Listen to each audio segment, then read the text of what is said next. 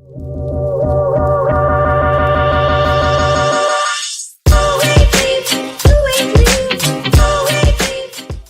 welcome back to my channel. My name is Mariah, and my page is all about living a lifestyle full of freedom and faith through our journey with endometriosis.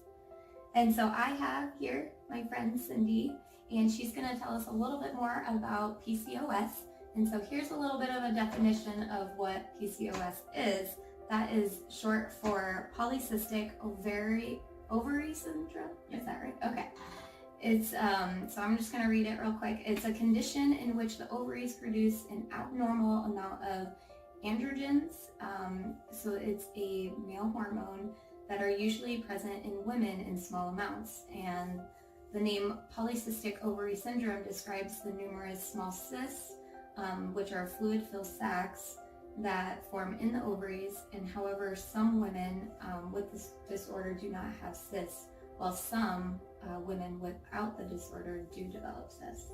So that just kind of sums that up there. So I just have a few questions for you, and then we'll go from there.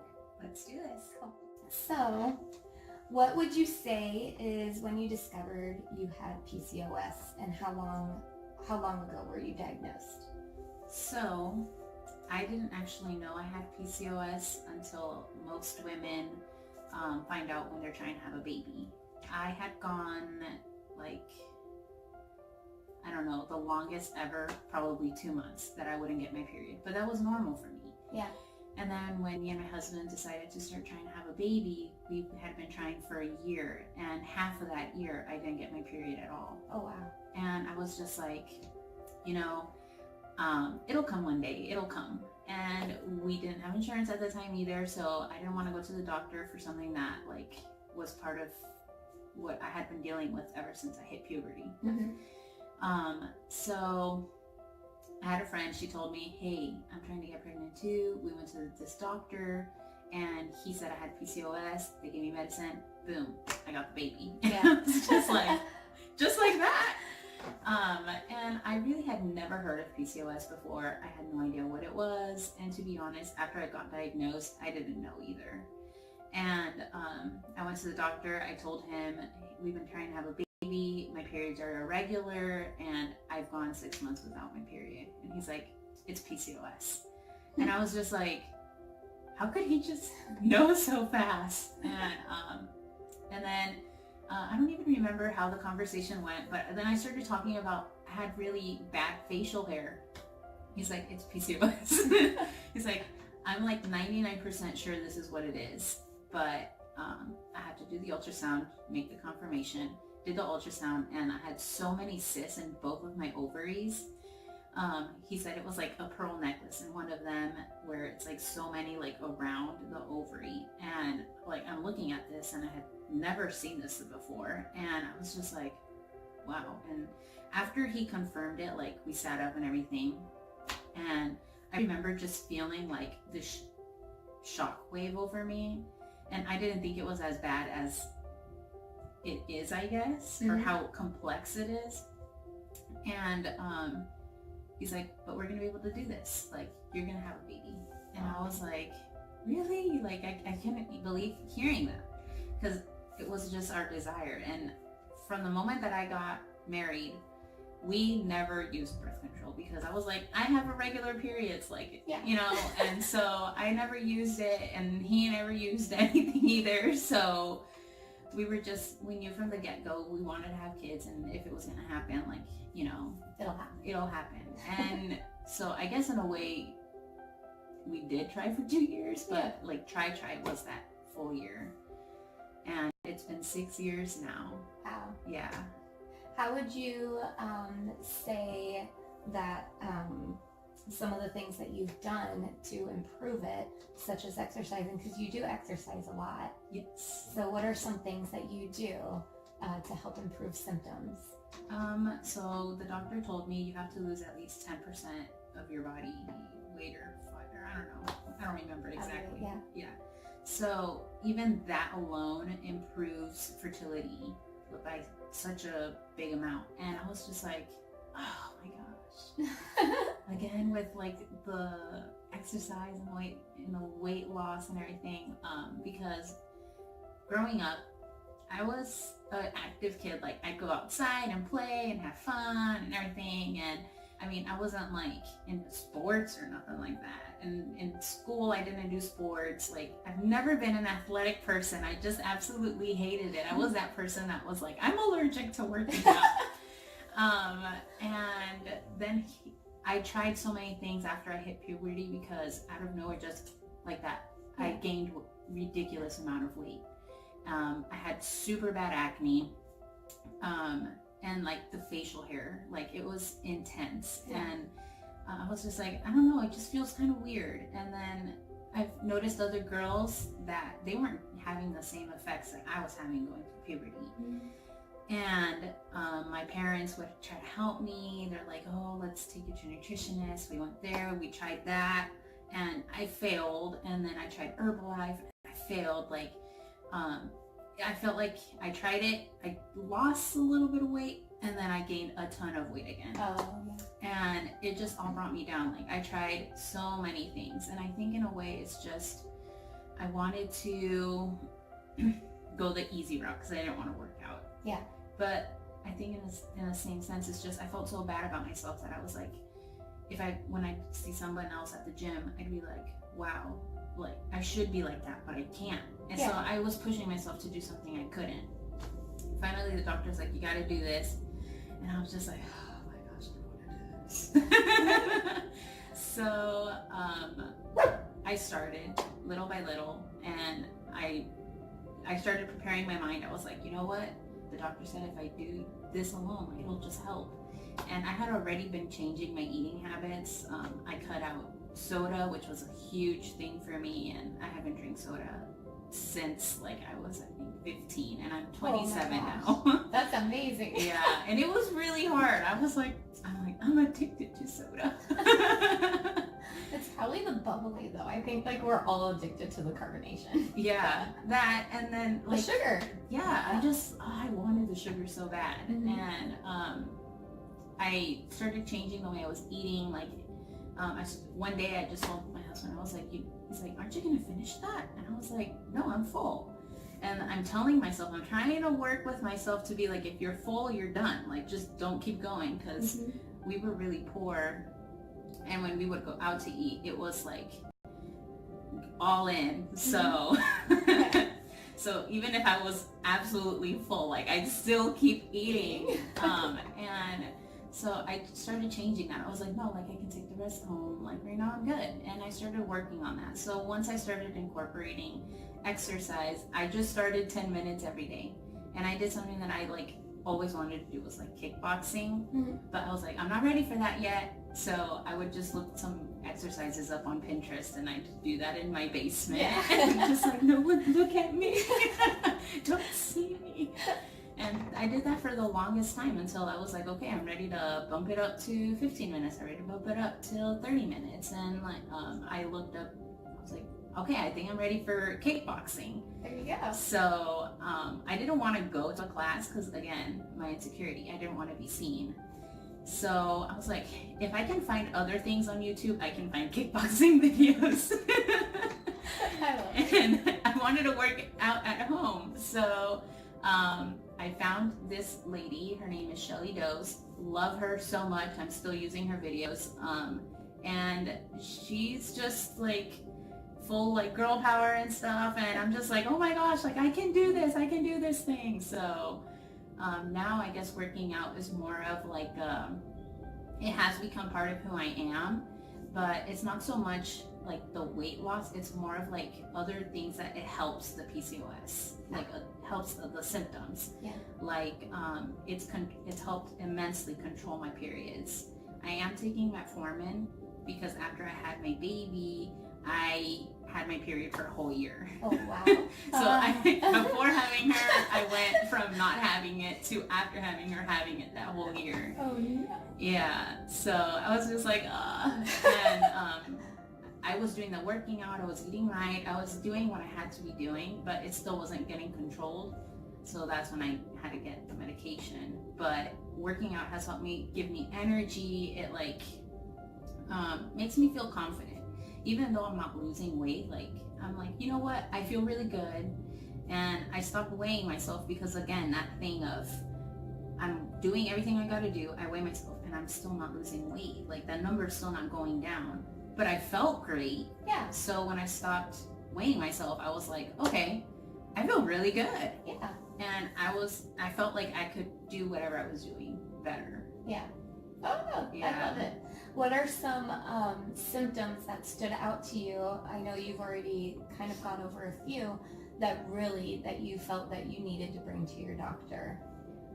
Well, I guess the period thing, that was a pretty big one. And the other thing that made me feel so ashamed of myself was the hair on my face. Like, it was so bad. And I would, before, like, I wouldn't have my hair like this, like, completely different me. Yeah. Like, I would walk around with my hair like this, so it would cover up just enough that you couldn't see my sideburns.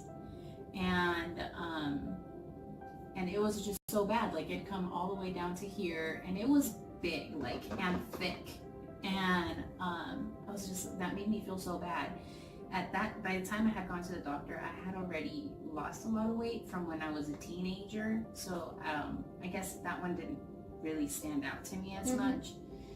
And the acne had already calmed down too. But the hair, it just, you know, yeah, because as a woman, you, like, those things don't go together. Yeah. You're like, what is this? Yeah. So I was just like, and I would shave it, and that same day, like later in the night, you could already see the shadow.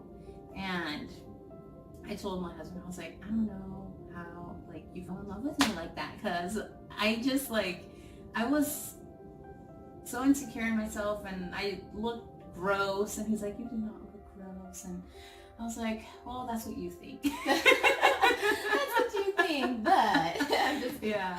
I know.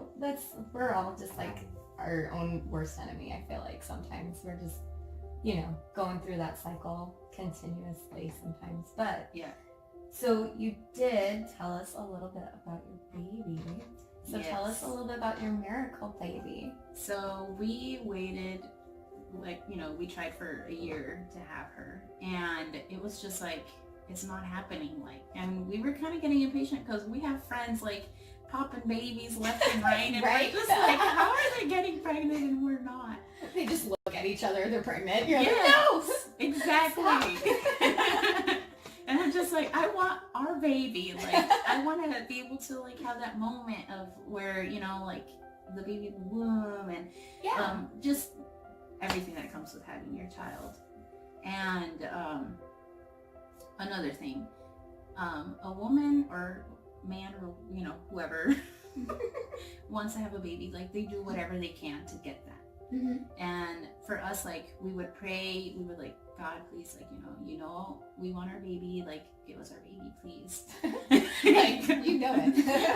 We want this baby. So finally we went to the doctor, and he's like, okay, we're gonna do Clomid. And I was like, okay, you know.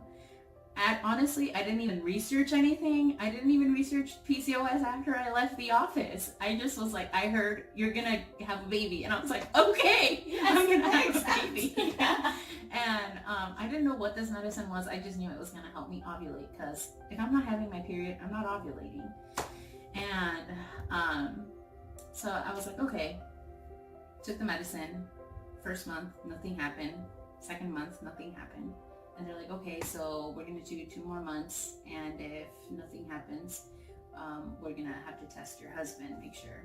I was like, okay, and part of me was like, I really hope it's him, because I don't want it to be me. Aw, sorry, Louise.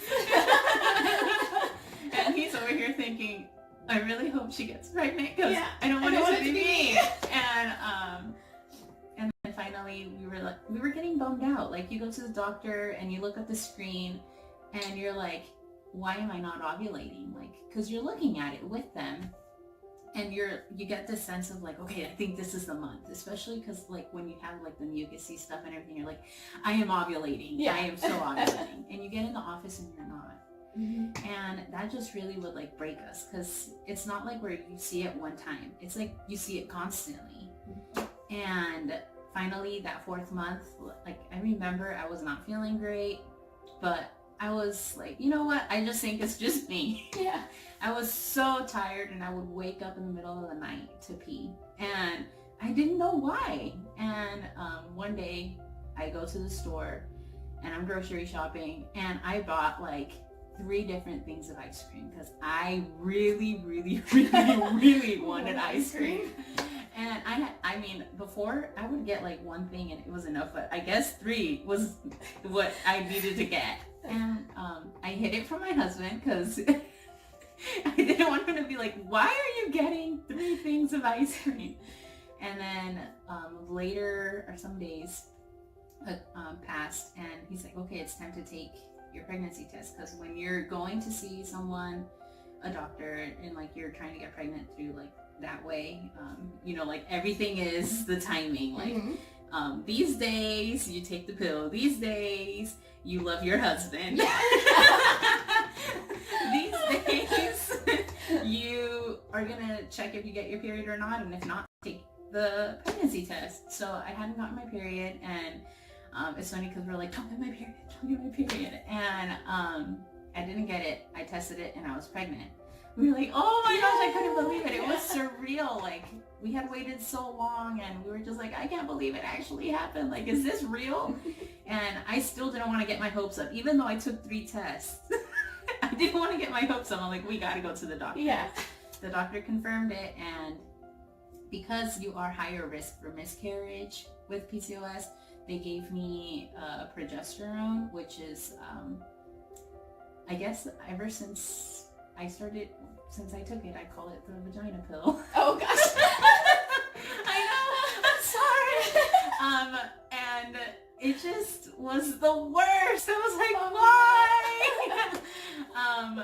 And it's funny because my sister was with me and I was just like, and she looked at me kind of like, what? Wait. Yeah, and so then, and that's just to make sure that I had enough hormones in there to keep her. Yeah. And I did almost lose her early on in my pregnancy, and then I was put on bed rest, not like very high, or I don't even know how you would say it, like bed rest, but I couldn't do too much. And so I was really thankful that God let us have her, and now she's just this ball of joy, and we called her Zoe because I just always loved that name, and Zoe means life. And I'm just like, what a perfect combination, I guess, or like it just fell perfectly, and now we have our little baby girl. Oh. Yep. So what would be something encouraging for maybe some people that are listening that do have PCOS? What's something encouraging for them, or even a verse that you guys clung to and really became the center of what was going on in that moment? So I can't think of necessarily like a verse, but I know that we always had faith that, or in hope that God would concede, is that the word? Or like give us a baby. Yeah. Because we were like, you know, we knew that and this is another thing, we thought if we were more faithful to God, he would give us a baby. But it doesn't work like that. No. You know, God isn't like being like, if you do this for me, I will give you what you want. No. But I guess in a way it just helped us to become stronger in our faith. It helped us to be like, you know what, no matter what happens, if it's good, if it's bad, like God will be there for us, and his love will outshine everything. And I think that's just what keeps me going every day too, with like with the struggle of the PCOS, because it's not, I can't just like let it go one day. And I just know that God has something greater, and like if he created me like this, well, you know, he's also gonna help me get through whatever I have to. Yeah. So just every day, you know, take it one day at a time. And I feel like that's really what's helped me, taking it one day at a time, and really rededicating myself to God, because I feel like it can be kind of a downer sometimes. You're like, like your symptoms overpower you, but then it's just going back to him and being like, I'm feeling like this. And I think also that, like, recognize what you're feeling. Be like, I feel like this, and it's okay for you to feel like that, because it's what you're feeling, and God knows everything. I mean, he's all knowing, all powerful. So yeah, just be real with it. Like, something that I heard a lot from Angel when I went to see her. She would always say to me, like, bring darkness to light. So now I'm just like bringing darkness to light. Ooh, I love that. Yes. Get it. Bring darkness to light. Yes. Cool. Joining us, and we'll see you guys some other time.